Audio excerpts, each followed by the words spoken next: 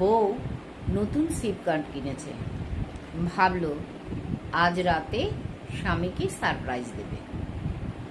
তা স্বামী যখন বাড়িতে ফিরল সন্ধেবেলায়, তখন ও রান্নাঘরে চা বানাতে গেল স্বামীর জন্য।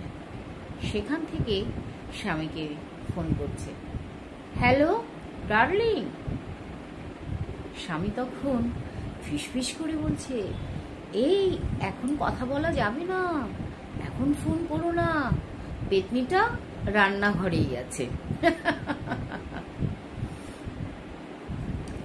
একজন বাজারে ডিম কিনতে গেছে, গিয়ে জিজ্ঞেস করছে, দাদা ডিমের দাম কত?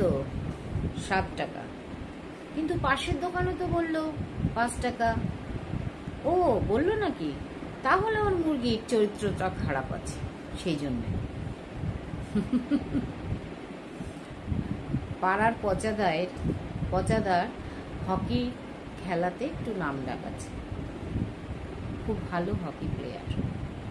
তা একদিন রাত্রি 12টার সময় পচাদা মদ টদ খেয়ে বাড়ি ফিরেছে। তখন বউ জিজ্ঞেস করছে, এত রাত হলো কেন গো? ওই একটু হকি টকি খেলছিলাম তো। হকি টকি খেলছিল, তা মুখে মদের গন্ধ কেন? দূর হতচ্ছাড়ি, মুখে মদের গন্ধ না হকির গন্ধ থাকবে? নমস্কার।